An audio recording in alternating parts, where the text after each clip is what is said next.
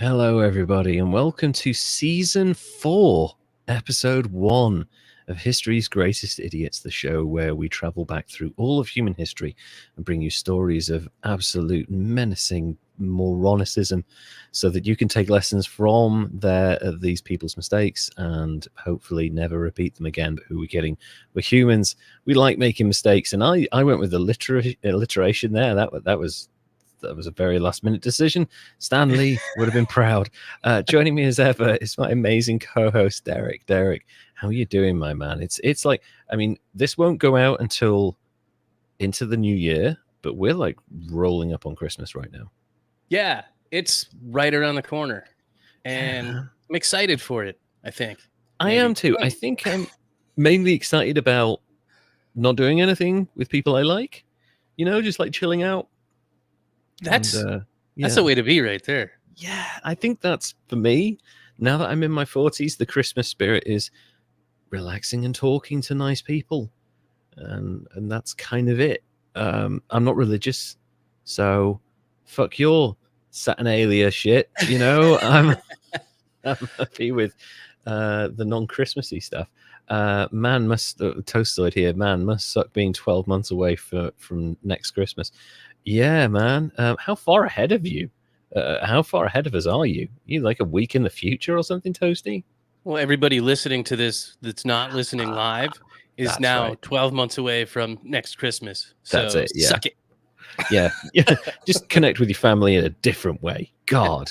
Before we get to it, I want to give a big shout out to our patrons. We talk about this quite a lot, but we have a new patron as of right now.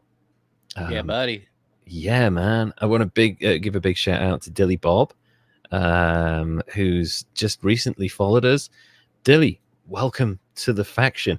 Oh, and Kimberly's with us as well. Hello, Kimberly. Thank you for being another patron, along with Andrew Zavara and Jesse Christ. And if you would like to join them in our wonderful community of patrons and get behind the scenes future random episodes and amazing content and holiday snippets and gifts and scripts, go to patreon.com/history's greatest idiots, and you can choose from 3 different tiers and you get a free gift with each one. Also, if you'd like to follow us on Instagram, go to @history's greatest idiots, and if you'd like to follow us on Twitter/X, you can go to @greatest idiots. We're also on YouTube @history's greatest idiots, where you can find most of our videos full and in 720p maybe. So yeah, that's where you'll find all of our content. It's really good to have you here with us. So I guess like the run up to Christmas, have you got everything you need, Derek, for Christmas? We're going to finish that up to today, tomorrow. Nice. Today and so tomorrow. You're going out to do that. I've done all of my stuff online this year. We're doing it mostly online today and tomorrow, and then we've got one store in person that we've got to go to. And we're actually finishing decorating the tree, which we went with like a Yuletide sort of tree with like pine cones and cranberry lumps and stuff under, whatever they're called. I guess they're not lumps, but cranberry corpuscules or whatever you call it. Bundles of cranberries. Don't know what they're doing on a pine tree, but but probably like mistletoes or something. But yeah, festive. It looks Christmassy. We got because I think I've explained this before. I have a cleaner that comes in every week, does the entire house because obviously I'm immunocompromised. and I ain't doing that shit. I'm too fucking busy. And so is my wife. So we have a cleaner who comes in. She's wonderful. The dog loves her. And she made us this like Christmas present thing. And it's like a whole like 3-dimensional Christmas light thing that's made out of paper and cardboard. And it's like projected in a series of layers, like the nativity scene and stuff. It's amazing. I'm like, wow. And she used a Cricut maker to make it, which my wife has. So it's like, wow, we have the best staff. That is awesome. I think that's the machine that my wife was telling me she wants. You can make all kinds of stuff with those, right? Yeah, you can, honestly. And like, this isn't an endorsement because Cricut are not sponsoring us, but like those machines are really expensive, but you can do so much with them. My wife makes like cards and like a bunch of other like random crafty stuff. Like, they're amazing machines, and I keep buying her bits for it, and she's like, oh wow, thank you so much, this is like 16 quid, isn't it? I was like, yeah, it's so fucking expensive. But really, really, really good doing. And like, if you're into craft stuff, like the Cricut stuff, really cool. My mother still insists me and both of my older siblings make Christmas lists. I just put a bunch of D&D stuff on it. Nice, Toasty. No, you're being sponsored by Grasshopper. Am I being sponsored by Grasshopper? I don't really get that. What's a grasshopper? Is it a drink? Maybe it's my hair. I don't know. Maybe it's because I look like Doc Brown. I don't know. Cricut crafts is an addiction. Yes, Kimberly, it really is. Okay, so now I don't know if I want to get one or not. It's an expensive habit, man. It's like worse than drinking. I swear to God. So we're into season 4 now, and this is episode 76 overall. And we're going to kick this off with a bang. I've got someone really interesting and quite tragic, but also like there's still time. So, okay. You know, well, that's good. Yeah, I think yours, that time may be up. So, yeah. Derek, who is your idiot for season 4, episode 1? Well, I think we can all agree that on the list of history's greatest idiots, that you're going to find a lot of world leaders. Because, I mean, let's look at what they've done to the place, right? Yeah. This guy, not like a seriously bad leader, but he was sort of a dick. And his kid was kind of cool, I think. Maybe. I don't know, because I'm not super familiar with the Netherlands, which this is a Dutch king again. Oh, wow. So forgive me if I make any of you mad, but I know we have a lot of them. And I tried to sweet talk them by doing Van Gogh last time there. Yeah, possibly the greatest resident of the Netherlands in history in terms of achievements and notoriety. Yeah. So I thought maybe I could get a higher score with this guy. And shout out to anybody that's listening in Holland or Limburg or wherever they may be. So I know I was looking at the stats. Yeah, we know where you live. Yeah. Apologies for bad pronunciation in advance, because there will be some. And I scrolled too far. Anyway, so I want to tell you about Willem III, King of the Netherlands and Grand Duke of Luxembourg from 1849 until his death in 1890. He was born Willem Alexander Paul Friedrich Ludwig on the 19th of February, 1817 in Brussels. Right, okay. He was the oldest son of the future king William II of Netherlands and his wife Anna Pavlonova. Not Pavlova. Pavlonova. Okay. The first option sounded delicious. Yeah, it's Pavlovna of Russia. Pavlovna. Okay. Yes. Yeah. Almost. Yes. Almost delicious. Incident there. Stealing jokes from Toastazoid. Sorry. Yeah, no, that's okay. Was that before the PM? Yeah, that's very funny. So stuff gets interesting right off the bat, because in 1827, at the wise old age of 10 years old, he becomes an honorary colonel in the Royal Netherlands Army. Honorary as in he's not really going to fight, right? They're not going to have a 10-year-old charging into battle. Right. I get that it's honorary, but it's 10 and he's got a title. So yeah, it's like an honorary degree. or an honorary doctorate. There's a few people out there who have been stripped of that. Not mentioning any Cosbys, but like, you know, I like honorary things, but I also think that if you're given like an honorary title of some description, you kind of have to do a little bit to earn it posthumously. So if you're given like an honorary doctorate, pass on some of your knowledge to students. If you're an honorary member of the army, maybe do a little bit of work for the armed forces and their family. What kind of honorary work as a colonel in the army can you do as a 10-year-old, you think? Shine shoes. Yes, there you go. Or like shout from a distance. Just like pretend to be a colonel. Wave the flag and salute and stuff. Yeah. That's fine. Honorary title, Mr. Big Army Pants. Yeah. There you go.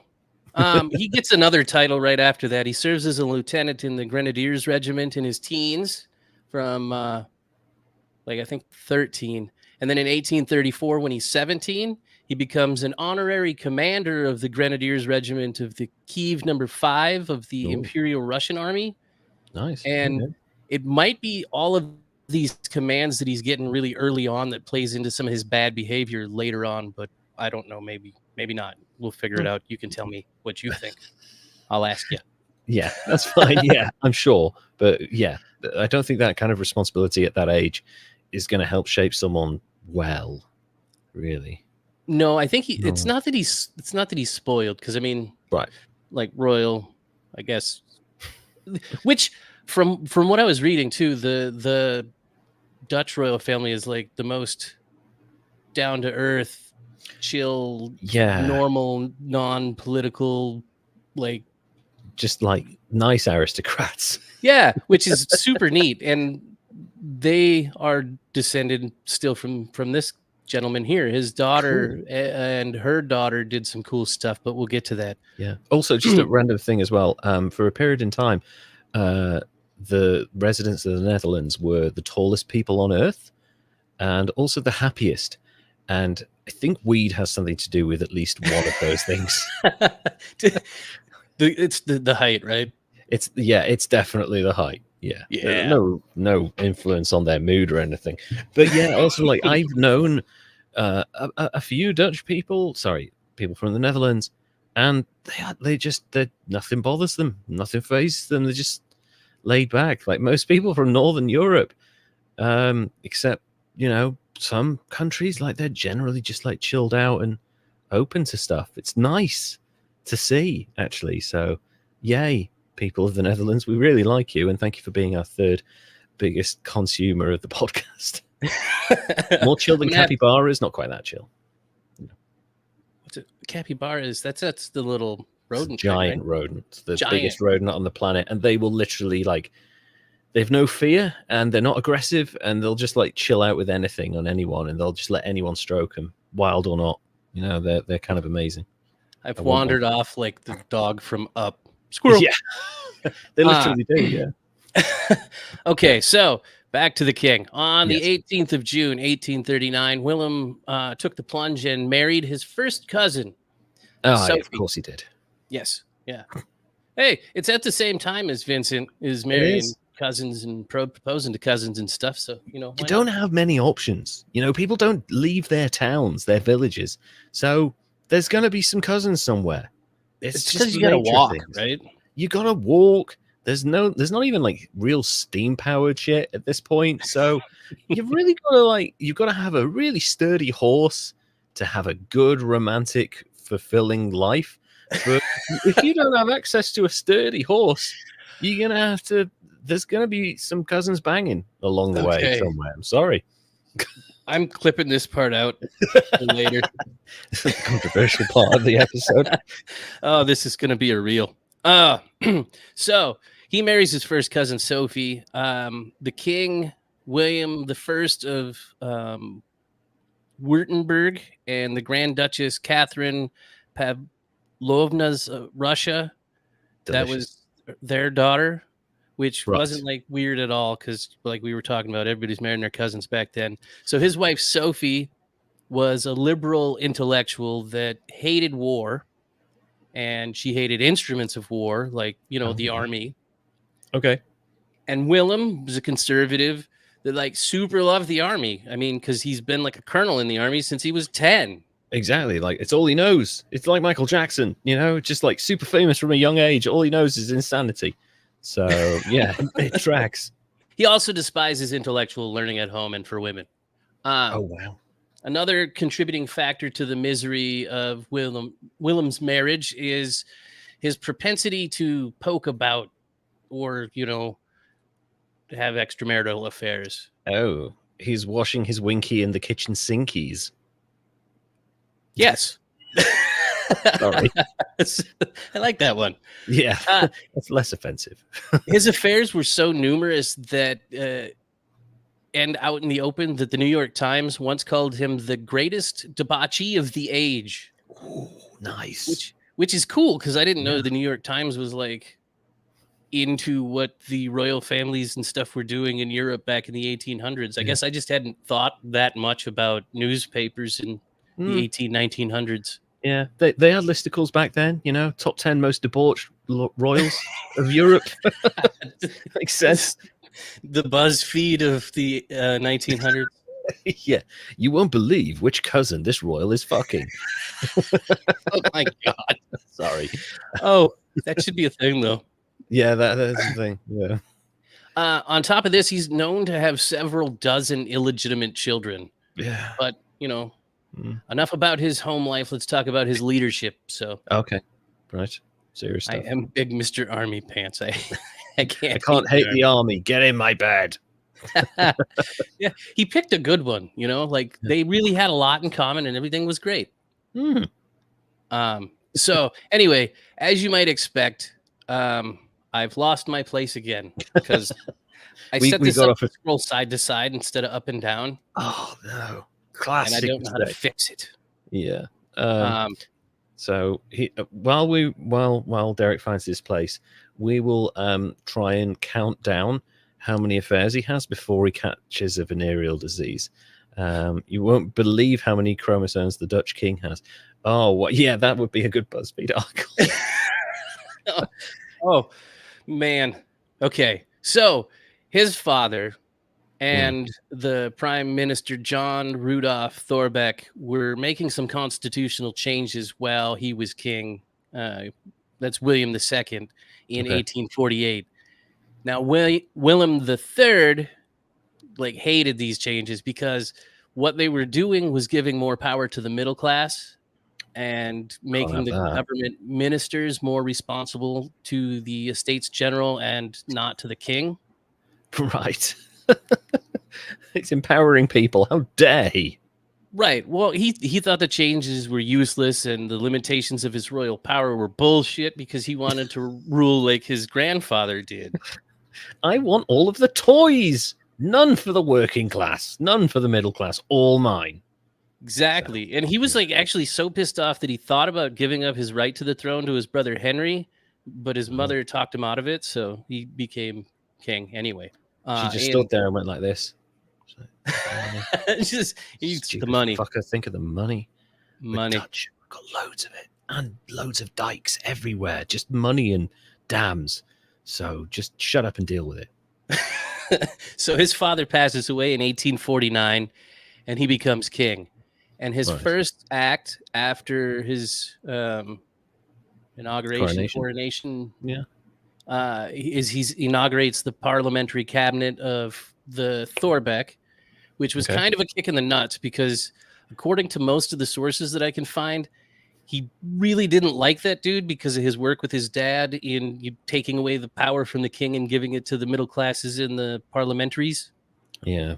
So he thought about abdicating as soon as his oldest son turned 18. Oh, because he was still throwing fits about not having power.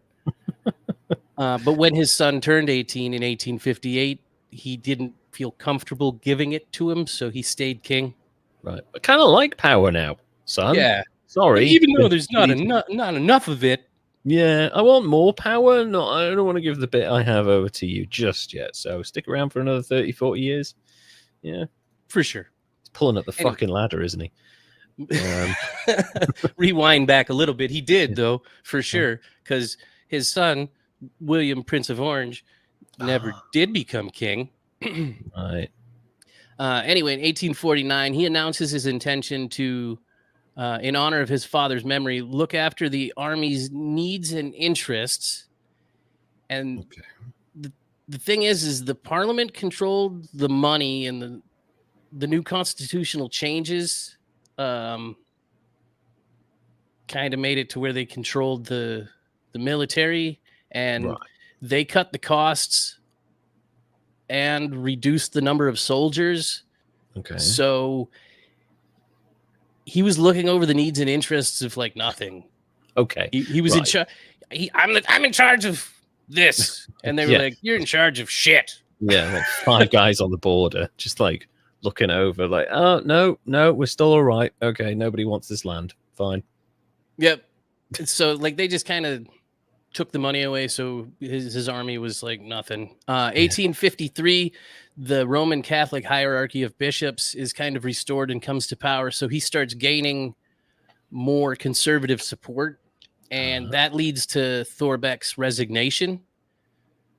And in the first 2 decades of Willem's reign, he starts firing cabinet members and starts disbanding the States Generals a whole bunch of times.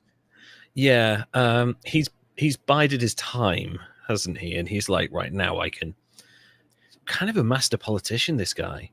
Really, I mean, he's done and said stupid shit, like trying to take power away from people that are disenfranchised. But he's patient. That's really interesting. He is, but they still kind of have a checks and balances on him, because every time he installs a royal cabinet, they rule briefly, but they don't have any support from the elected parliament, so they get disbanded. But in what became known as the Luxembourg coup of 1856, he unilaterally instituted a new reactionary constitution for Luxembourg, which he ruled over personally, separate from the Netherlands crown. Okay. And I guess he also tried to sell the Grand Duchy of Luxembourg in 1867, and it almost caused a war between Prussia and France. Jesus Christ. But it didn't. So it was good because it helped make Luxembourg a fully independent country instead. True. And Luxembourg, really cool little place. And little is the optimal word here. It's like the size of New York City, I think, if that. Okay. Yeah, it's tiny, but really interesting country. I think it's a tax haven, so there might be more companies there than people. But yeah, it's a really cool country, very similar to Switzerland, only without like kind of quite as much of the beauty. But yeah, this is a really cool place. I'd love to go at some point. I've learned a lot about it, but yeah, I can understand why he wanted to make his own little fiefdom in Luxembourg and maybe sell it off for a profit, because it's smart money making right there. But it didn't work out. No. So there. Yes. Let's nuke Luxembourg by Toasterzoid. No. Wait, do they have chocolate like the Swiss? Is there Luxembourg chocolate? I don't know. There'll be chocolate for sure. Yeah, don't nuke the chocolate makers. Go after the French. Sorry, no, carry on. No, leave the French alone as well. Leave everyone alone with weapons. Yes. Anyway, so he did some good things because he was popular with a lot of the ordinary people, because he presented himself as a cordial man, which it wasn't actually the case. Okay. Which I'll tell you about in a little bit. It was a prosperous time for the nation, which made him liked. The maritime trade was rejuvenated. The government spending was reduced because they took away the money from him playing war.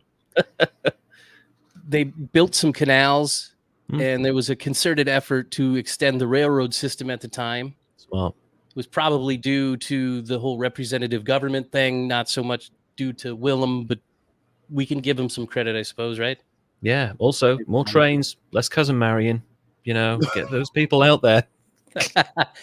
That's facts. There you go. Yeah. Spread your wings. Stop marrying your cousins.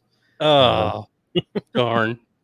Anyway, so I hadn't mentioned this yet, but Willem III was an enormous man. He was huge, standing 6'5", or 196 centimeters for people that aren't American. Sure. He was a super large man and really, really strong. And the thing is, even though he pretended to be cordial in public and interacted and was the common man, he really Sure. wasn't a nice guy. I'm not He surprised. wasn't gentle and kind. He would flip the switch sometimes and become like super intimidating and violent. Right. Yeah. It's starting to He sound had like George Washington a little bit. Like he could like that. kind of a little Yeah. bit, yeah. He'd snap and he'd start kicking and smacking around the help. Like, Holy shit. yeah.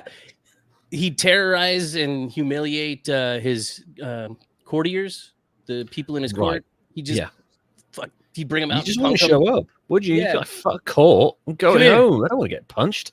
Come here. I got look at this guy. Yeah. And just punk him and smack him around. And so Oh, that God. was he was a dick to animals. You know how I like that. Oh, what fuck this guy. So I guess from Abraham Lincoln was a dick too? No, I think more about size thing, yeah, because that makes Lincoln sense. was tall, but also George Washington, as a comedian pointed out, was just like, talk about how America won their freedom from Britain. It's basically because they had like a literal fucking giant hanging around in the woods, just like shooting English people. Like, oh God, it's George.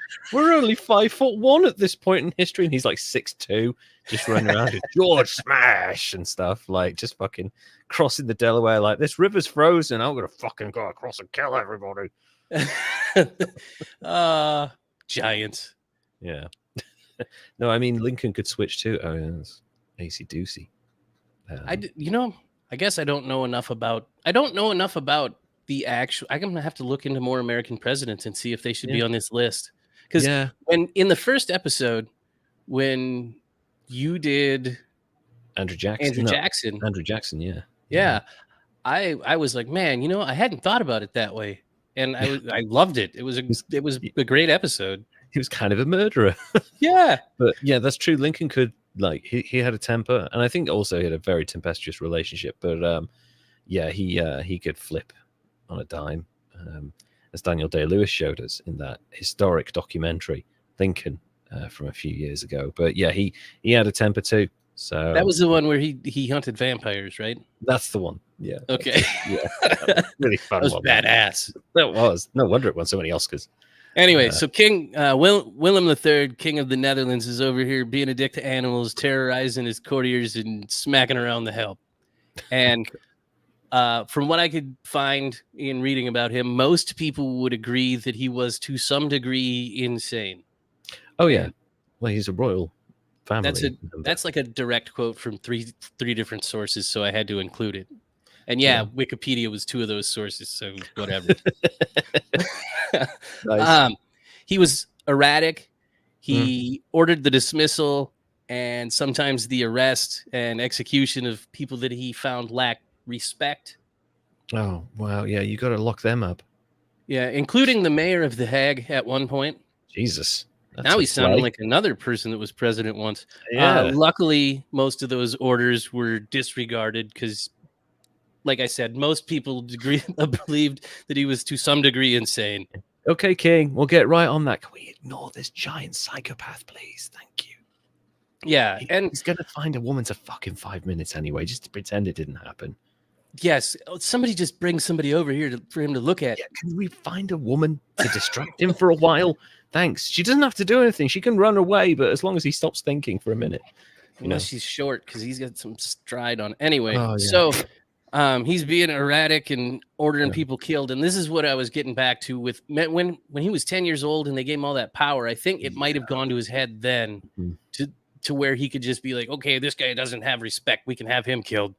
Yeah. And I think also he grew up in an environment where he's surrounded by military men who are very decisive and very action oriented. And that's not always the best thing for a leader. You have to be diplomatic. You have to be statesmanlike. You have to think things through. You have to think long term. But if you're a man of action, get that shit done now. Oh God, there's dead people. Never mind. We'll look at that later. Yeah. Forget about the numbers of dead. He also considered himself to be a specialist on all military matters because he'd been doing it forever. That's true. Yeah. And so that naturally led to him frequently trying to take command of maneuvers and creating chaos everywhere he went when they were in battle. So that's fun, right? Yeah. That's what you want. Yeah, someone power mad stepping in, causing chaos. That works. Um, It's like a war elephant. Like, sick him loose, just like let him run at the enemy. He'll do some damage. 1877 comes around. He's done causing chaos because he's got to go home. Queen Sophie has died, much to her relief. Poor woman. The same year, King Willem announces he's going to marry again. Okay. This time it's a French opera singer. He announces he's going to marry Countess d'Ambrosia without the government consent. Okay. Countess d'Ambrosia Amelia Ambry, and the society from there was pressure from society and the government, and then so he changed his plans and didn't marry her. He then spun this game show wheel to find out who he's going to marry next. Mm-hmm. And in 1878, he proposed to his niece. Oh, no. Yeah. No. Testozoid's sus as fuck quote is now coming to fruition many times over. Yep. Yeah. Caps. Nailed it. God. So 1878 comes along after he can't marry the Countess. He decides he's going to propose to his niece, Princess Elizabeth Sybil of Saxe, Weimar, Eisenach. And then that's the British royal family, German leg. That didn't work, though, because then he considers marriage to the Princess Pauline of Waldeck and Piedmont. Okay. And then thought, no, that's not going to work. Maybe Princess Thyra of Denmark. Okay. Yeah. Smart. Yeah. Because she's got her own private scandalous history going on, so she was a good choice. Perfect match. Something didn't work out. He finally decides, you know what? I'm going to marry Pauline's younger sister. Because, why not go with your cousin's, niece's, sister's, I don't know. Emma Waldeck. Emma of Waldeck and Piedmont was 41 years his junior. Oh, what? Hold on. How old is he? Is he like at least in his late 60s? Well, let's see. He was born in... Was it 18, where was this? 1817, and this is 1878. Okay. So, still, Dodd? I mean, look, I'm trying to justify a terrible thing, okay? But I'm at least trying to think, okay, well, look, is he... Please, God, tell me he's not in his 50s, like at least in his 60s. Oh, God, but he's in his 60s, because 17 to 78 would be... He's at least 60. Okay. Either way, he's old enough to be her grandfather. Oh, yeah. And he might actually be her grandfather, but, just these fucking royals. Honest to God, the pure bloodline thing, there's nothing pure about your bloodline if you're just doinking each other. It's all a congealed mess in there now. It's just a bucket of garbage. Oh my gosh. Sorry. That just doinking each other just killed me. Anyway, so Emma, unlike the king, is kind and cordial. Good. And he was able to get permission from Parliament to marry her. Holy shit. They were like, just give him what he wants. He's going to fuck a family member at some point. So just let him. It happens. On the 7th of January, 1879, Willem and Emma are married in Bad Arolsen. Okay. Which is, I just had to include that because it's awesome. Bad Arolsen is the coolest thing that I'm saying in this story. Yeah, man. Badass. Now, nobody says exactly why, but Emma had a relieving influence on Willem. Oh, he's finally calmed down. Shit. Yeah. So I don't know why, but I guess this portion of his life and his reign was extremely happy. Good. According to most of the things that I was able to find, the last decade of his reign, post-marriage to Emma, were the best of his reign.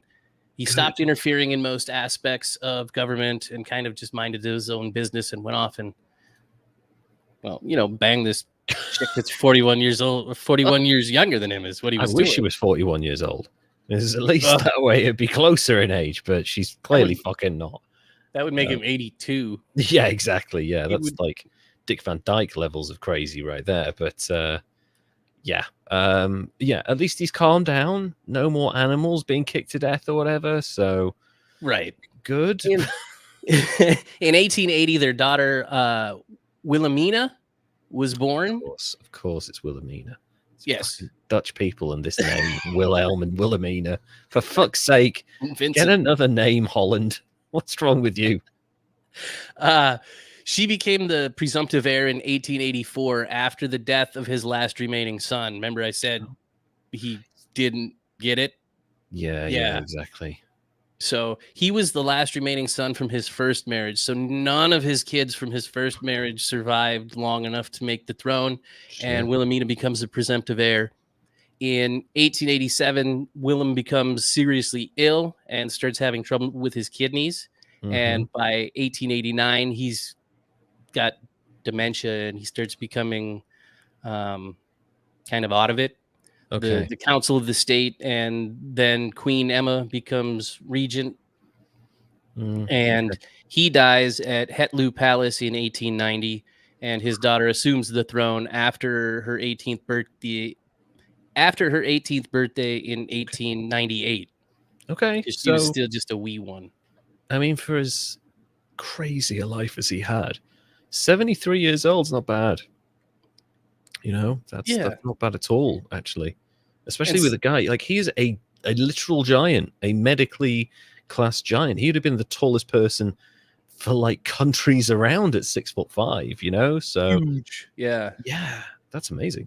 And I'm not saying why the last years of his life were the best, but it could be because he was busy banging and spending time with his new kid and raising her up right, because she does go on to do good things and helps to create the advanced sort of thinking society that the Netherlands really is today, her and her daughter, from what my understanding is.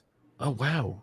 That's really cool. It's so strange that out of such insanity and lack of reason and violence and degradation comes this like enlightened follow on from that. That's really kind of interesting. But man, yeah. What do you make of this gentleman's? What kind of score does he get? I mean, he didn't really kill anybody. I mean, all his kids died, but it wasn't really his fault. Yeah. He had a bunch of illegitimate kids all over the place. Yeah, whatever an illegitimate kid is, really. I mean, that's not fair to call anybody illegitimate, I don't think. It's just James Bonding it throughout the whole of the Netherlands, just like banging random women. Damn the consequences. It's really hard because he kind of loses idiot points because he led like his inability to be a good leader kind of laid the way for a much better ruler immediately after him in his daughter. So that's kind of interesting. He is probably a cartoon of what most people imagine royals to be. He's giant, he's arrogant, he's angry, he's quick to temper, he's probably a psychopath because he's beating animals and just like he's just Robert Baratheoning this entire reign, not really being an effective ruler. He's won his claim and he's just like banging his way through the country and just it feels like a wasted opportunity. I always feel that royalty get away with a lot. They get away with being really ineffectual, especially around this age when actually they're carried by the machinery of the state, really. So, this is the death knell for kind of monarchy ruling Europe. We're entering an age of capitalism and communism and, all that, the other various elements that go into that. So, it's interesting that he's like one of the last figureheads of ineptitude in royal rule in Europe. But yeah, he's like, I think he's like a solid 84. That's good. Yeah, purely because like he sounds cruel, and I'll always give people who are needlessly cruel more points. Yeah, I think that's fair. And I mean, to his wife for sure. Like that would just suck. And just to be stuck in that with just like an asshole that just doesn't care and is out there just doing whatever he wants.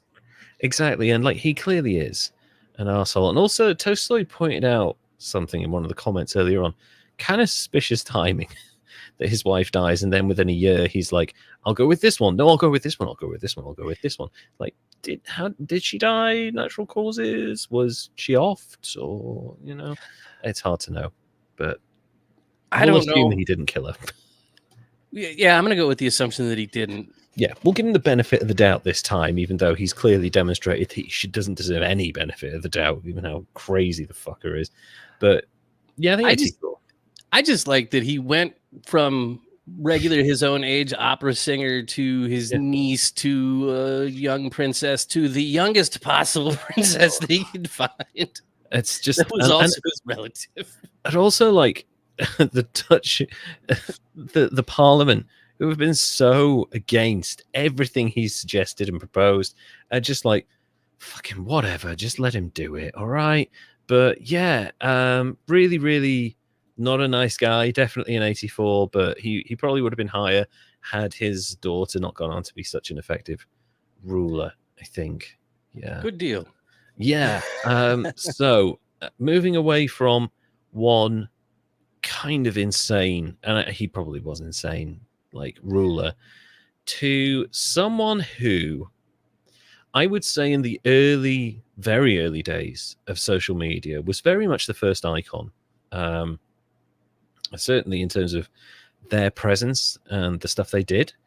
They helped grow a platform without really even realizing it and never really getting the credit that they deserved.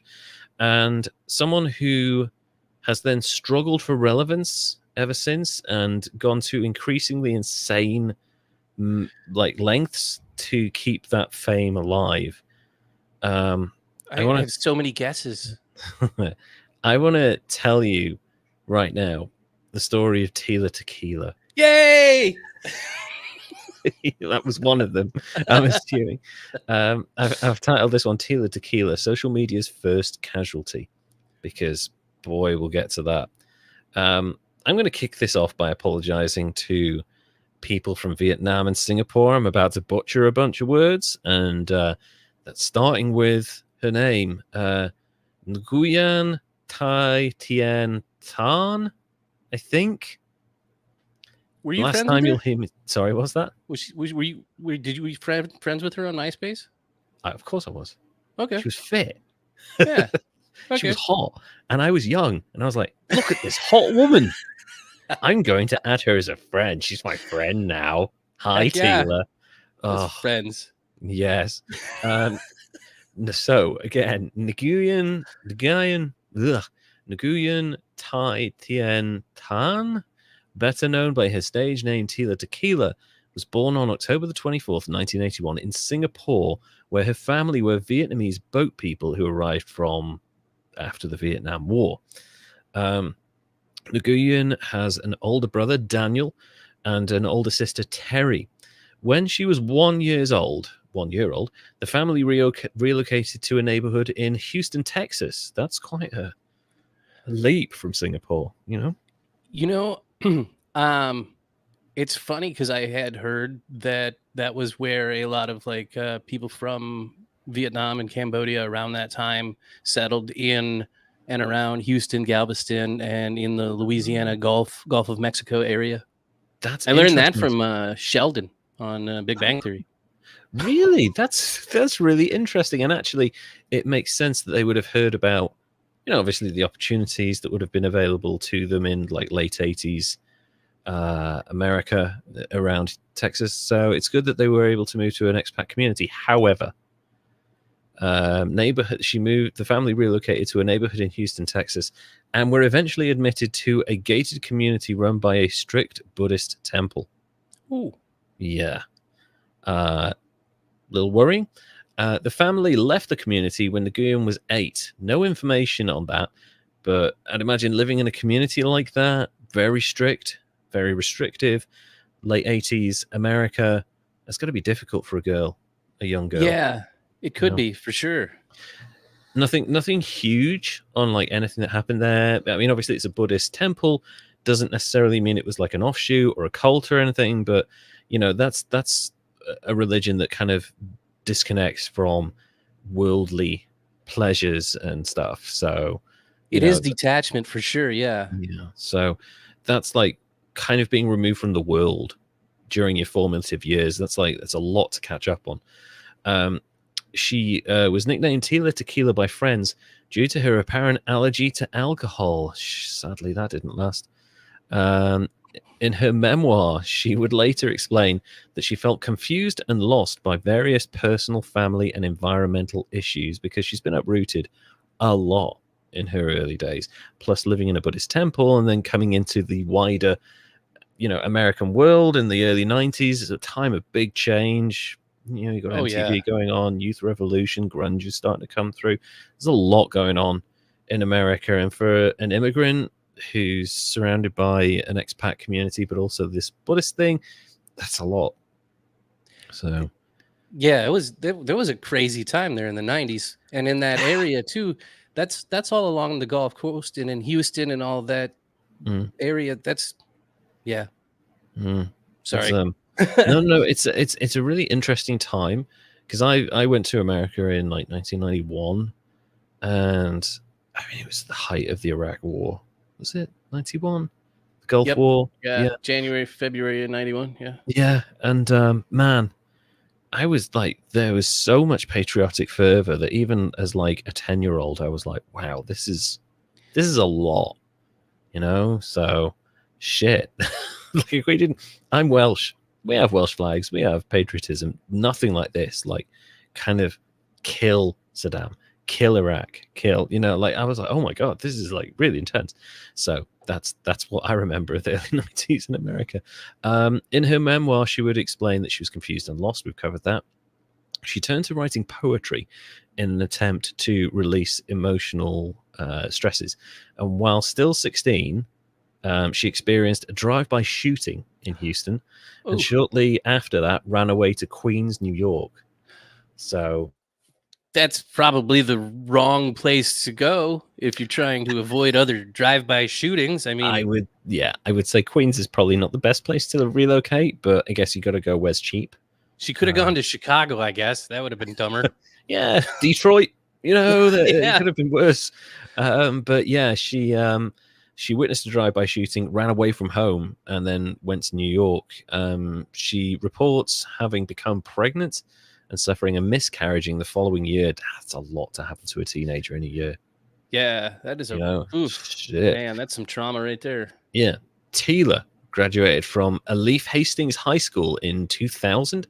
She has cited her violent adolescence in Texas as her reasons for becoming a model and moving to California immediately in 2001. Like as soon as she could, she got the fuck out of there. And I can't say I think she made a mistake. I think she needed to get away from that. So Yeah. good for her.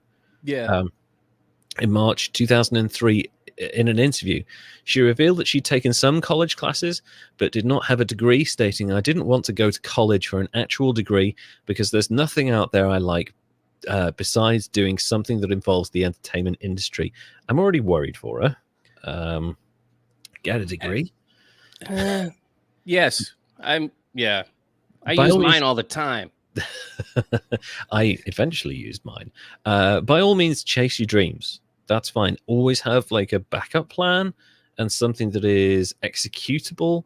I have like plans C's and D's for just about every situation I'm in. Like that's how crazy I plan everything. But yeah, I think if you're going to go and like, I'm going to be a star, like at least have like a trade to fall back on or something, So Or enjoy bartending and yeah, serving. exactly. Yeah, Because if you enjoy that, then just, you'll apply be your fine. craft and enjoy your side hustle. Absolutely. Nguyen's career began at the age of 19 when she was discovered at the Sharpstown Mall by a Playboy scout. This sounds really fucking dodgy, and was offered a chance to model nude for the magazine. I'm a scout for Playboy. Would you like to pose nude for me? It's like At the mall. The mall. Can I see This your feels like a card? And it's just Goldbergs like a picture. episode. Yeah, it really does. It fucking holds out a piece of paper and there's like a crayon drawing of a bunny on it or something. It's super fucking dodgy. She did a test shoot that eventually moved to Southern California and was featured in Playgirl's Cybergirl of the Week on October the 22nd, 2002, and soon thereafter she became the first Asian Cybergirl of the month. So actually it was legit for once. Okay. You know, this is just to say that never happens. If somebody approaches you in the street with a camera and says, "Hey, I'm a model scout and I can take pictures and nude and blah, blah, blah, you can move to California," don't fucking go with them. You just don't do it. Yeah. At the age of 20, a few more pictorials for the magazine followed before her internet fame hit its stride. Yeah, being from Houston, Sharpstown is not, what does this say, Kimberly? Sharpstown is not a mall I'd ever talk to anyone. Yeah, I think there's that mall there was for a period of time. There were like two malls, weren't there? There was the mall that you went to that was good, and then there was the one that you didn't really like. Let's not go to that one. I'd say Arizona Mills is the one here. That's the Stabby Mall. That's the Stabby Mall. That's where everyone goes to fight. Yeah, we don't really have those because every mall we have is like just gigantic, like massive malls, and they're usually quite high end. But we do have like out of town shopping centers, which like it's kind of similar, just open air, and they're a bit stabby. So yeah, that's where we go to stab at retail, you know. So yeah, at the age of 20, Tila Tequila acted on her interest in rock music and started looking for bands willing to let her join. She eventually assembled a band called Beyond Betty Jean, for which she was the singer and songwriter. Beyond Dig Betty. that name. It's a decent name, isn't it? Like it's half decent. I wouldn't mind listening to that. It's better than Hole. Or something like that. Beyond Betty Jean eventually broke up, and Tila started working in recording studios to sharpen her vocal skills and wrote music. Later, she became the lead singer of a band called Jealousy. Not such a great name. Which released a few songs online before breaking up. In 2003, Tila was a contestant on VH1's Surviving Nugent, a reality TV show. That's like basically anyone who goes in his house, right? Isn't it? There's just a series of Homeland Security agents, and that's the game show. Yeah, reality TV show where participants performed compromising tasks and stunts for rock star Ted Nugent, and that fucker's on our radar. He's on his way, but I don't think VH1 should be facilitating what Ted Nugent basically does in his private life anyway and filming it. Like, I guess at least you're there to stop him from doing crazy shit, but he's keep the young women away from him, please. Nguyen gained further popularity through the import racing scene. She's been featured on the cover of Import Tuner magazine, not Ted Turner. I got a new car. Import Tuner magazine at car shows such as Hot Import Nights and in the video game series Street Racing Syndicate. Never heard of it. I haven't heard of that one either. This has got to be the Fast and the Furious time when that's coming up too. When they were boosting DVDs. we're stealing DVD. It's about the family, but also we're stealing DVD players. Like, what the fuck is this? This is a criminal mastermind thing, is it? Right, okay. And then become superheroes like 8 films later or whatever. Ridiculous. Nguyen, this is the big one. Nguyen joined MySpace in the fall of 2003 after getting booted off Friendster multiple times. Oh boy. I never used Friendster, but I had no idea how you could get booted off there multiple times. But I mean, it's Friendster, so who gives a shit? Right. I know. I hadn't heard of that until after it was already dead. I know. I think I heard of it kind of around the time I was never even moderately interested in it. I was interested in MySpace because at the time I was working in the radio industry, and like there was a bunch of different ways you could kind of promote your show on there and like play clips and stuff. So it was quite useful for that, but I didn't give a shit about Friendster. Dude, I was finding all kinds of new music on MySpace. Like I Yeah, found it was good for so that. many great like undiscovered people on MySpace that Yeah. ended up being things. It was I loved it.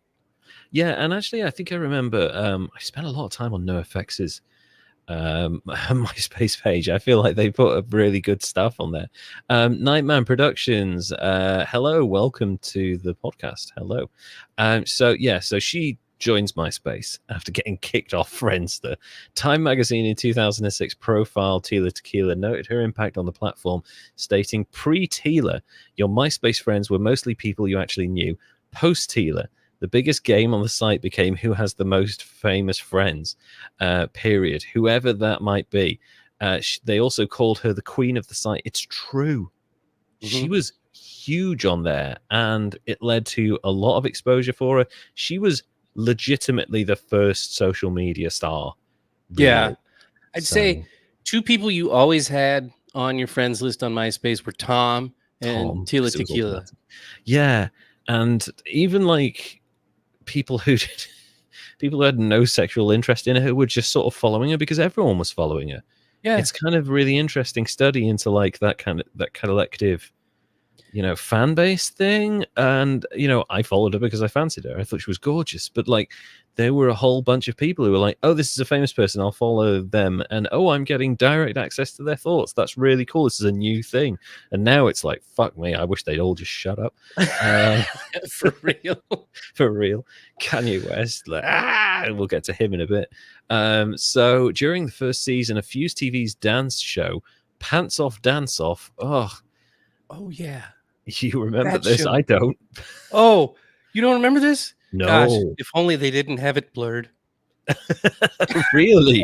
Oh my god, I didn't know that. Such a group of contestants stripped to music videos. Nguyen was the most frequent host, and the early to mid noughts. Some fucking awful TV. Like, oh yeah. How did we ever commission that? Get away with that? Oh.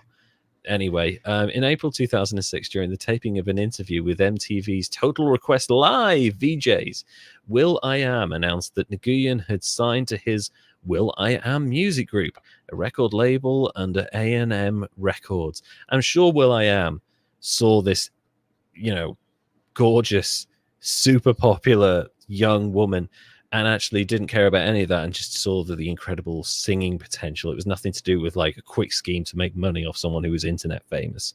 Oh yeah, no, it was all about her talent and like the timbre in her voice, and she was amazing. Yeah. The longevity is just built into her act. She's going to be relevant for decades. Despite the major label signing, Nguyen independently released, this is a weird thing, independently released her first single, I Love You, through iTunes on February the 27th, 2007, justifying the independent release through her desire to become famous by herself. That's, you're signed to a label. Take the fucking help, She's already famous by herself. Yeah. Just take the promo. They're throwing money at you. Just fucking accept it. She also shot a music video for the song. In March 2007, Washington-based record label The Saturday Team released an EP called Sex by Tila Tequila. Thought-provoking title, so many layers. On the 27th of July, 2007, Italian music website Music Blob, great name, no notes. Good stuff. Yeah, Music Blob reported that the Saturday Team and distributor Icon Music Entertainment Services sued Tila Tequila over breaching her contract related to the album. However, Tila Tequila claimed in a MySpace bulletin that the EP was not authorized for release by her and was removed from most retailers. The Saturday Team won a legal claim. Sorry, I have to get through this sentence, and I don't know how I'm going to do it because it's crazy. The Saturday Team won a legal case making sex available for digital purchase. I never thought I'd say that sentence in my life. But in 2007, Sex was available for digital purchase. The album, not the physical act of intense lovemaking. Okay, I was going to say, I was totally unaware of that. I couldn't find it on the App Store anywhere. I know. Just search for that, and you're like, oh, I'm willing to pay for this sex. Can you please let me download this sex? And like, no, it was leaked accidentally. You can't have the sex anymore. How much sex did you get for $1? Probably not a lot, like just 3 minutes worth of sex instead of a full 45-minute version. The sex got leaked. Actually, that's interesting timing. We'll get to the leaked stuff in a bit. On the 4th of March 2007, we're terrible. She made a cameo appearance on the show The War at Home. With Michael, gosh, I can't remember his name. He's the New York guy. He was Phoebe's boyfriend, the cop. Oh yeah, Mike. Oh yeah, I know who you mean.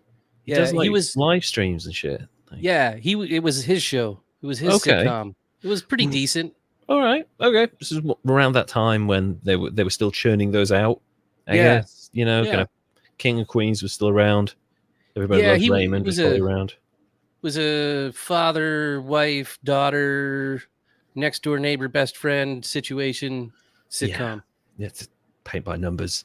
Yeah, really, but you know, everyone got a mortgage payment out of it, so you know, good for them. She also appeared as a Hooters girl in the 2007 film "And I'll Pronounce You Chuck and Larry," which I remember. That. Yeah, I remember. I remember that was roundly mocked, but it wasn't the worst film that Adam Sandler's ever made. But then again, he's made so much shit that it was never going to be that bad. It was okay. Yeah, she's doing lots of minor roles and reality TV at this point in time.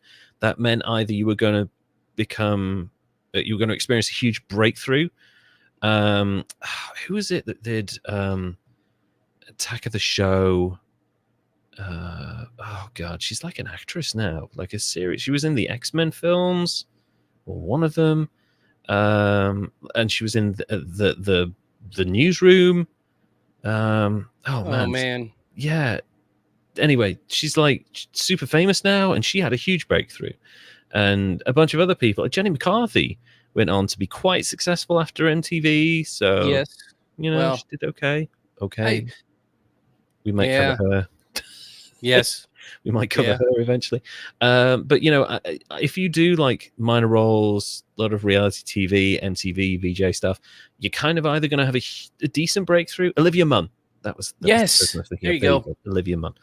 You're either going to have a big breakthrough, or you're going to have a massive fall.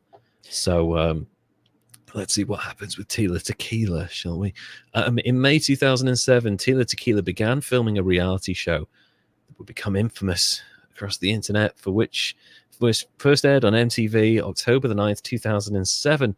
A Shot at Love with Tila Tequila. The program was a bisexual themed dating show where 16 straight men, the concept and the way it's phrased, and 16 lesbians competed for Tila Tequila's affections. The twist being that the contestants were not aware of her bisexuality until the end of the first episode. The problem with this is that this is the twist, right? This is the thing that you're using as the emphasis behind the show. So once the twist is done after the first episode, it's all about the gratuitous making out in hot tubs with random people, basically. That's the show.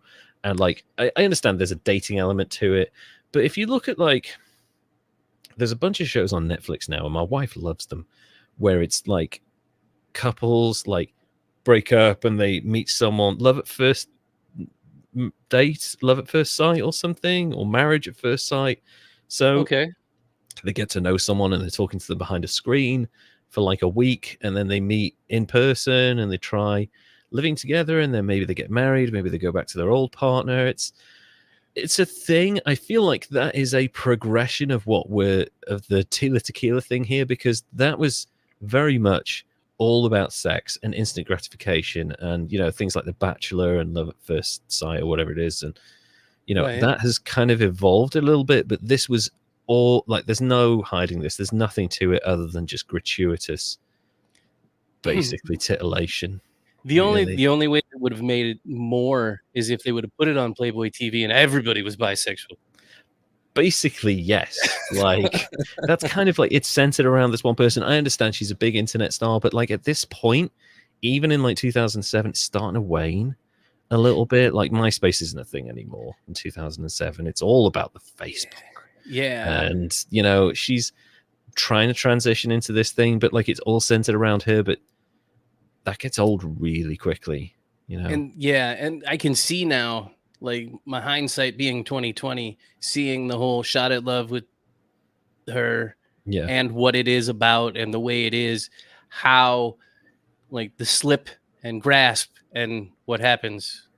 Yeah, it's her big shot, and it doesn't work because people slam it. People slam reality TV shows all the time, but this one in particular got a lot of negative attention, and we'll talk about that now. The show, sorry, I've missed like a huge chunk here. The 10-episode series was produced by Sally Ann Salsano and MTV. The show led to a heated online debate between Nguyen and conservative Christians after an article appeared in the Christian Post on September the 13th, 2007. After seeing the article, Tila Tequila wrote an impassioned response in her blog on September 28th, 2007, criticizing churches for bashing the gay community while thanking God for saving her life. I mean, good for her, right? Yeah. You know, Yeah. she believes in God. That's fine. That's her thing. But she's right. Religions have been bashing the gay community and actually making their lives virtually impossible or as difficult as possible for hundreds of years. So well done. Yep. Good for standing up for the right thing. Let's see if she sticks to that train of thought. The show premiered for a second season, a second shot at love, I guess, in April 2008 and became a popular gossip subject amongst the Asian media, such as Asian Week. The season finale premiered July 8th, 2008, the winner being Kirsty Morgan, who declined her shot at love. She made the right choice. Yeah, she asked for a shot of penicillin instead. Yeah, exactly. Yeah, I'll have some antibiotics, please. Thank you. Is it resistant? No, good. Okay, that's perfect for me. On October the 9th, 2007, Nguyen released her second official single, "Stripper Friends." A video premiered via Yahoo Music on February the 26th, 2008, and was released on iTunes on March 4th, 2008. The single failed to chart. Because of course it did. Like, who's buying that shit anymore? It's because it didn't have a video with it. Yeah, Stripper Friends. You make a music video for that, you chart that, you're making all the money. In April 2008, the single "Paralyzed." It's quite a tonal shift there. Yeah. It sounds like a fucking Radiohead song. And its accompanying music video were released via Yahoo Music and iTunes, and "I Love You" remixes EP was released on digital music retailers on April 7th, 2009. Neither did anything. Well, because she put the music video on Paralyzed and not Stripper Friends. What the hell was she thinking? What were you thinking? You know how SEO works. People are searching for that through Google at this point. Get on there. Get ahead of the porn sites. On December the 2nd, 2008, Nguyen released a self-help book, "Hooking Up with Tila Tequila, a guide to love, fame, happiness, success, and being the life of the party." The first editions now sell for tens of thousands of dollars in high-end auctions across the world. I'm lying. Okay. I was like, what? Yeah, that's not a true thing. You imagine Christie's, and here we have an embellished copy of "Hooking Up with Tila Tequila. Should we start the bidding at $300,000?" No, Geez. that's not a thing. By 2010, Tequila, we're just referring to her by a second name now, decided to reinvent her image and changed her stage name to Miss Tila. Don't do that. Like, fucking Diddy did it and it didn't work. Her first single released under the new moniker was "I Fucked the DJ." Woo! That one had a video, right? I don't think so. That's a very specific video as well. Along with an edited version, save for TV, called "I Love My DJ." Very different tone. There. Yeah, I fucked the DJ. I actually quite like this person. Like, those are two different things. Maybe one of them got the video. Hopefully it was the first one. Released under her newly established label Little Miss Trendsetter. What a terrible name. The single received negative reviews and failed to be successful in the charts. I'm shocked by that revelation. I'm sure everyone is. Go on, what were you going to say? No, I'm shocked as well. Yeah, I can't believe it. She put so much work into that name. Also, surely someone's downloading "I Fuck the DJ." Surely someone is like, "Oh, I've got to download that. That's so fucking stupid." Surely there's enough of those people to get it charting at least in the top 200, right? Especially when you think of Rebecca Black and Friday and the plays that got. I know. How bad do you have to feel? How bad you have to be that Friday is a more successful single. Actually, she's turned into a decent artist now. Can't believe I'm saying this. She put in the effort and she had rich parents. So she's doing okay now. God bless her. In May. Sorry, then. Sorry, Rebecca Black, but you were shit for a while. In May, she launched her gossip blog, Miss Tila OMG.com, and the EP Welcome to the Dark Side. That, again, that sounds like a Judas Priest album. What the fuck? Yeah, I'm so confused. What style of music is it? I fuck the DJ. I really like you. I'm going to kill your puppy. It's such a shift with this woman, Oh, man. And this is where it gets even weirder. Marked a musical departure from her previous material in that it actually had music this time. Influenced by classical music and artists such as Nina Simone and Billie Holiday. How do you marry Nina Simone and classic? I mean, she was classically trained. Welcome to the Dark Side received more positive reviews, as in it got one, so therefore more. However, it did not manage to gain any commercial success. She's just throwing any old shit at the wall now. Yeah, what does she throw next? Well, we'll get to the racial slurs in a minute, but Tequila began a tour supporting the new EP, and at one of her tour stops in August 2010, she appeared. What were you thinking? At the Gathering of the Juggalos. Yeah. Really? Yes. I didn't know that. That's awesome. I mean, insane. Yeah. Who made that decision for her? Yeah. Somebody should fire that manager. Yeah. It'll be fun. It's okay. The Juggalos are lovely. They'll shake your hand. They'll maybe buy you some food. Maybe they'll throw some food at you. No. Did she paint? Did she wear paint? Please tell me she wore paint. No. Aww. No, could you imagine? She just went up. She's like, "Oh, it's just another gig." Oh my God, what the fuck is this crowd? A music festival founded by hip hop duo the Insane Clown Posse. I'm sure the collective that the FBI considered an organized criminal gang welcomed her with open arms. She was repeatedly pelted with rocks. This isn't normal punk gigs where you might get the occasional lit cigarette. Fucking rocks and bottles, among other objects. Piss bombs were thrown at her. If you don't know what a piss bomb is, yeah, that's horrible. A piss bomb is a bag or a plastic container filled with piss.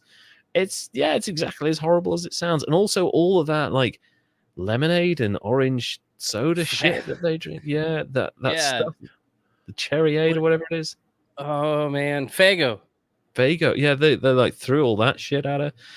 She, not knowing where she was terrified and vowed to take legal action against the organizers and the promoters for the event. Do your research. What the fuck were you thinking? That one's it's on the you, Insane man. Clown Posse. They aren't nice people. What is wrong with you? Yeah. Anyway, it gets worse from here. During this time, a sex tape featuring a lesbian. There it is. There it is. It was coming. That's what she said. A sex tape featuring a lesbian threesome in which she performed was leaked.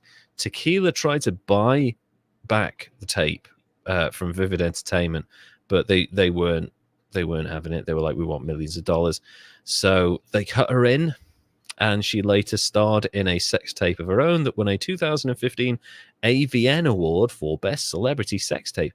I hope she made money off those.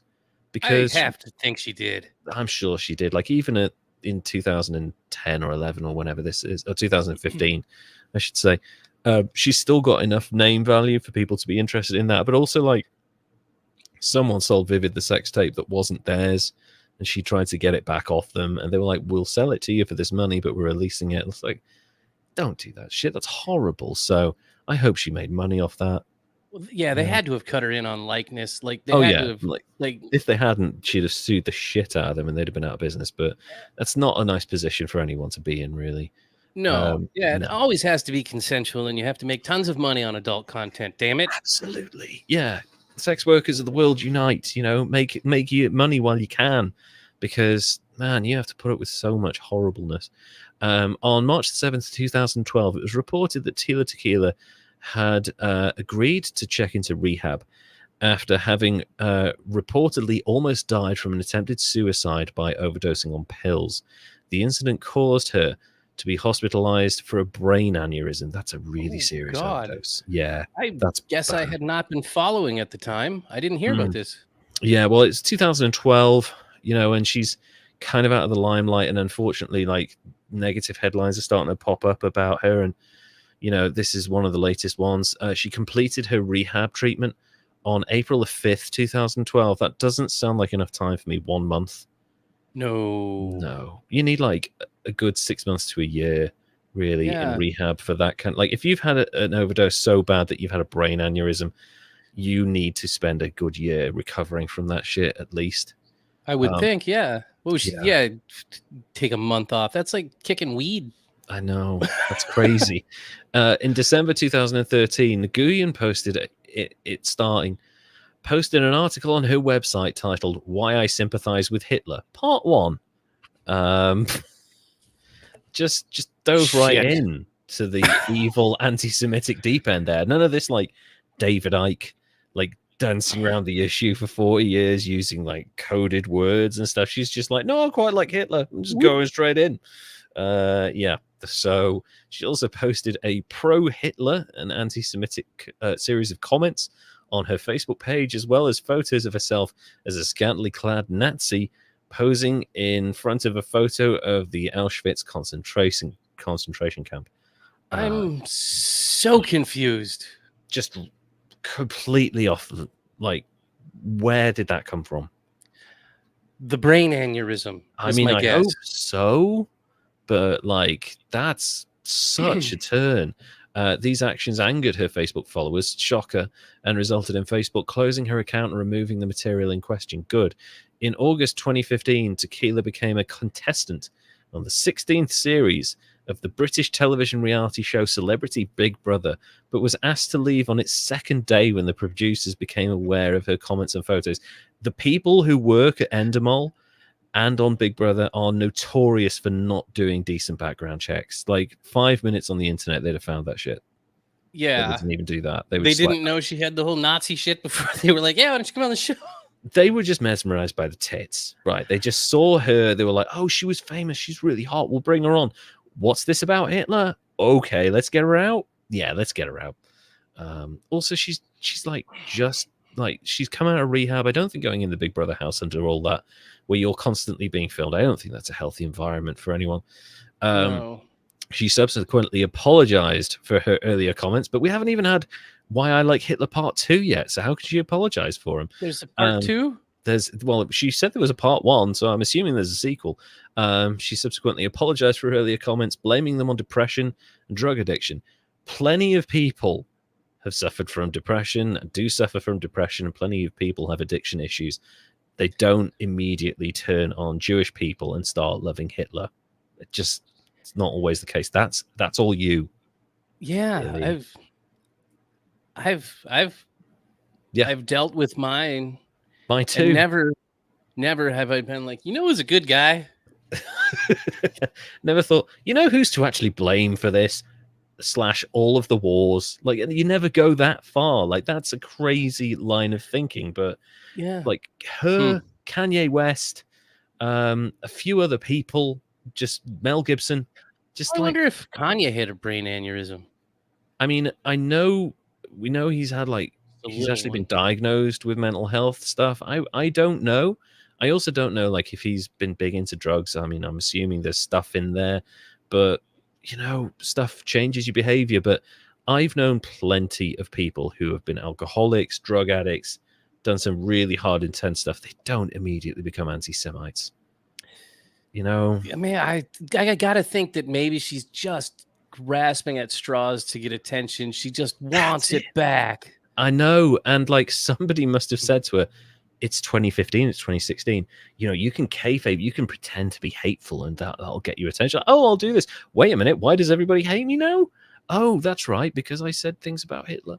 But it doesn't end there. On May the 6th, 2016, she tweeted that Jewish American political commentator Ben Shapiro should be, I'm not going to say that word, executed in the way people were in Auschwitz and sent back to Israel, and later posted that there are only two things in this world for which I would gladly sacrifice my own life: the destruction of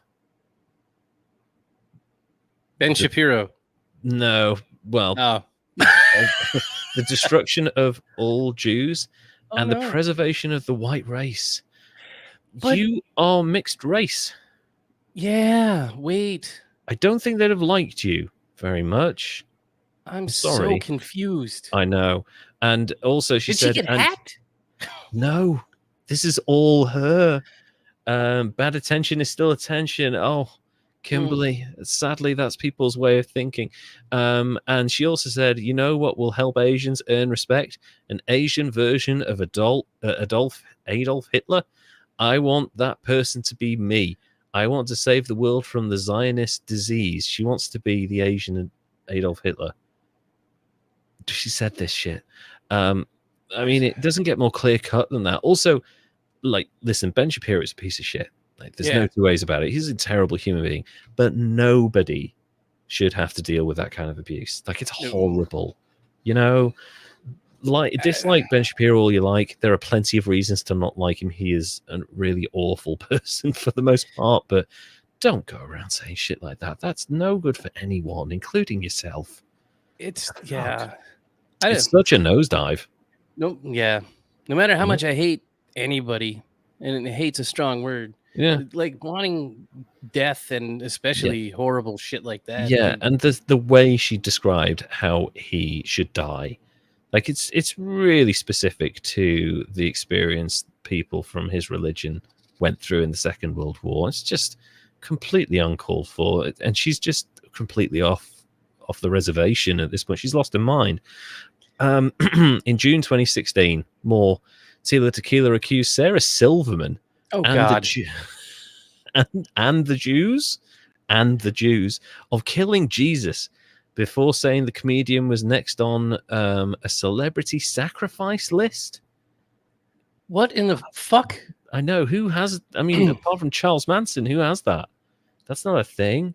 Yeah, I don't think so. Well, that one guy from that Adam Sandler movie had a sacrifice list, but they weren't celebrities. They were just bullies from high school. Exactly. Yeah. And that's an okay list to have. No, I'm joking. Don't have a list like that. Historically, this thing about the Jews killed Jesus is completely inaccurate and ignores massive nuances at the time and the political situation in that story, and all of that just completely ignores all that and just blames Jewish people. Also, B to this, Sarah Silverman isn't that old. Yeah, she was how not old around is she? to kill Jesus. Maybe 40. 40s? She's younger than us, man. Yeah, like, you know, and she looks great. She didn't kill Jesus. Jesus would have been mesmerized by her talents.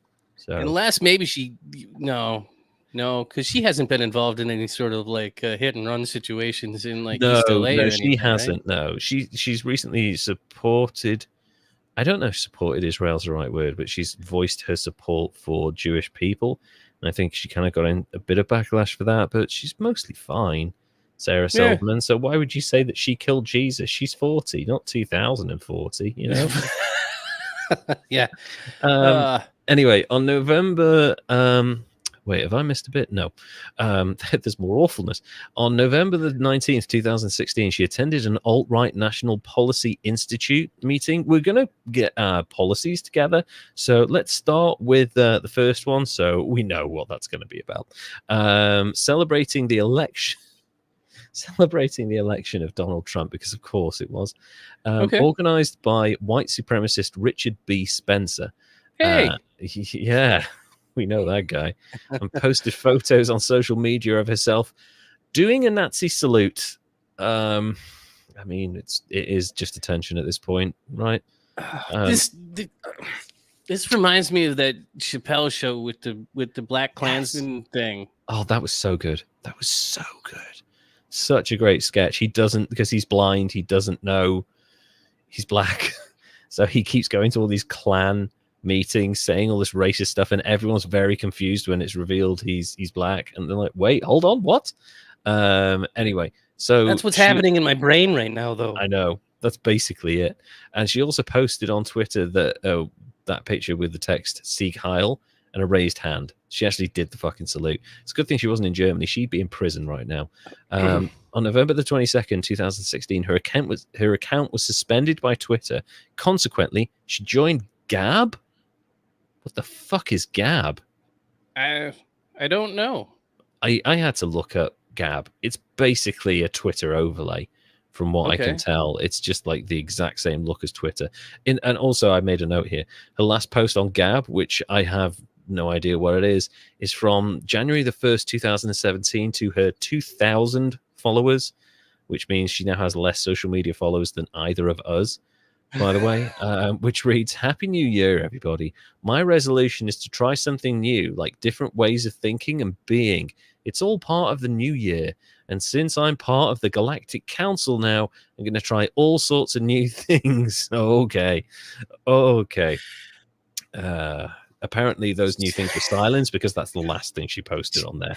No, she took off in a fucking spaceship. I know. Well, that's why she's silent. She's fucking gone. She's in the atmosphere. She's circling Earth. Also, her banner image on Gab is her in a Nazi uniform. Oh my god! Yeah. Also, her Twitter has been restored by guess who? Yeah, Elon. Of course. In March 2018, Tila Tequila uploaded a video to YouTube saying that she was neither lesbian nor bisexual and that she only pretended to be in order to create ratings for A Shot at Love with Tila Tequila and had a boyfriend while filming the show. I bet he was thrilled about what was going on. If true, that's sad, but it gets worse. Like that first part's like, I pretended to be, gay for pay. Like that's sad in itself. Like if you were cajoled into that, then okay, that's horrible. But then she went on to say, additionally, she associates homosexuality with the devil and referred to former contestants of the show as degenerate and disgusting. So what does that make her? For pretending to be a degenerate? It just going for every single possible angle of being an awful person at this point. But it gets funnier. In 2018, she did come out in a different way. Tila Tequila expressed her belief that the Earth is not a sphere, but it's flat. Good God. I was kind of waiting for that. It's like she's done the Nazi thing. She's done the hating gay people thing. What's next? Oh, yeah, flat Earth.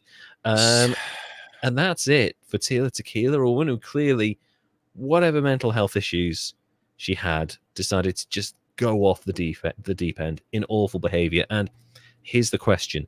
Is it because she had trauma in her youth and childhood and she had drug addiction issues and clearly had mental health issues and overdosed? And, is that the reason she's behaving the way she is now? Or is it just a desperate ploy for attention because she needs to get money somehow from anyone, no matter how horrible they are? This is the whole thing. Is I can't decide if it's all just bullshit. Like if it's all just a character, if it's all just a con, like this is just like nobody really knows her. Yeah. We all just know whatever character she's putting out there. She's Andy Kaufman. Kaufmaning. Yeah. That one. But also, that's not how you have a long-term successful career. Andy Kaufman was known as, that's Andy being Andy. Like, Tila Tequila presented herself in a certain way and then shifted and then shifted and then shifted and shifted and shifted. We never knew where the genuine core was. Whereas with Andy Kaufman, we were like, he likes to fuck with people. Whereas with Tila Tequila, we're like, has she lost her mind? Was she abused? Has she had got drug addiction issues? Was there trauma in her childhood? We just don't know. Is it fake? And that's the problem, is that no one's ever going to get behind her outside of extremists, because they don't know where the core is. Whereas with Mel Gibson, to a certain extent, you could be like, well, he's an alcoholic, but actually he's also anti-Semitic. So Yeah, we just know that now, you know? I feel like, oh man, it's an attention thing. I really feel like she just desperately needs, because she had it, Yeah. she got it, and she made money with it, and then it went away.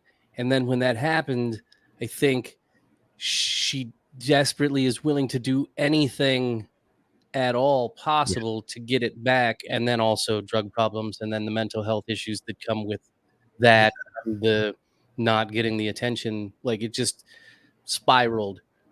There's a bunch of stuff I didn't cover, partially because I don't really know if I really want to cover that. Sean Merriman, she was in a relationship with him, and they got into a massive fight, and he choked her and stuff in public, and the police were called, and she sued him, and he sued her, and she married a guy who abused her. This is like later on after she said the Hitler stuff, and had 2 kids, and that was an abusive relationship. And it's just like, she's now got 2 kids, and this is her world now. Like the horrible shit she said, and I can't find anything beyond like 2020 involving her. Like, she's just disappeared. I'm Probably for hoping the better. that she didn't go all QAnon, and I mean the flat Earth thing. God, you You just saw it. You knew something stupid was coming. And her and Randy Quaid are hanging out somewhere, man, just could you imagine? chilling. That's a nightmare. Wow, it's so difficult. And you know, for the most part, it's like, okay, she was a pioneer on the internet. She was a big star. She kind of paved the way for a lot of influencers who are now incredibly wealthy and doing really, really well for themselves, have diversified their earnings and created these characters that people buy into, that kids buy into. Tila Tequila was the first version of that. She didn't know what she was doing. It just sort of happened to her. And she couldn't replicate it in other ways that fulfilled her. So she just kind of disappeared. And the more she tried to get that fame back, the less people were interested. See, the thing is, too, is I bet you now, if she were to just try to be authentic and be a mom and raise her kids, Yeah. like Mama Tila or something, Yeah, that would the work. TikTok would probably blow the hell up. She could be I would like that. who's the gosh, the there's an influencer, an attractive woman who's a mom that the people are always mad at for something, but like she could capitalize and go that direction with it, and go normal and not flat earth and Nazi, I think, and probably do okay. I feel like if she were to just, and a lot of like contrition goes a long way in people's redemption arc. Like if you can come out and say, listen, I'm really sorry about this. I was in a really bad place. This was going on. It's no excuse. I shouldn't have done that stuff. It was terrible. And I'm working on myself and trying to get better. Here's what I've got going on now. I'm in a much healthier place. And here's the content I want to produce. I hope you enjoy it. I feel like I'd be on board with that completely. You know, be contrite. Ask for a second chance. Ask for a third, fourth, fifth chance. Society will somewhat give it to you. And if you try and like make good content, you'll probably find that in time, if you build up that reputation, you'll probably be a success. But I don't think she's at that place right now. So I mean, the whole world's at a weird place, and she just fell into the weirdest spot part of it, and that's it's like she fell into the toxic waste. She's gonna come out like the Toxic Avenger. Exactly. Anyway, it is a hard one. It is a super hard one Good I point don't from even Kimberly. Here, sorry to interrupt. She was never stable after running away from home. That's it. Like after witnessing that drive-by and probably all the other stuff that happened before that, maybe, like she never really found, like you say, a foundation or a place to settle. And the fame hit, and then it was like game over, really. So, yeah. Anyway, please carry on. Gosh, because like I have to go lower because of the trauma, and like that's a hard life to come and grow up in a new place, totally unfamiliar and then have that happen and then run away. And I feel like you would be taken advantage of in that period of time. There was a lot of predators, Girls Gone Wild sort of shit happening too. And for that, I think I've got to give her a lower score just because people suck and they made her suck, I think. Yeah, she's definitely been molded by the world into what she became, I think, to a certain extent through situations. But yeah. So I think just she did. And well, I mean, she turned her back on the whole LGBTQ thing and was an ass. So that's all on her, unless she turns it back around and supports just people being people. Yeah. Yeah, I think I'm comfortable with like an 86 for her. Yeah, I feel like because we've addressed scores in the past, you know, when like maybe we thought they were too low or something's happened and we needed to put them up. I really hope that we're able to go back to Tila Tequila because she's literally our age, 1981. She's like 6 months younger than me, you know, and I feel like there's still a chance here that she can get her shit together and just like we can lower that score to maybe a 50. I want to. You know what? If we never hear any more Nazi shit again, and she comes back and doesn't and says, you know what, the Earth ain't flat. Yeah, it's 50. Yeah. Boom. Yeah, boom, straight away. Deal, Tila. We'll get on to your people and just you know we'll get a contract together. And just so you know, I do have some Jewish heritage, so please be nice. So yeah, it's a really different.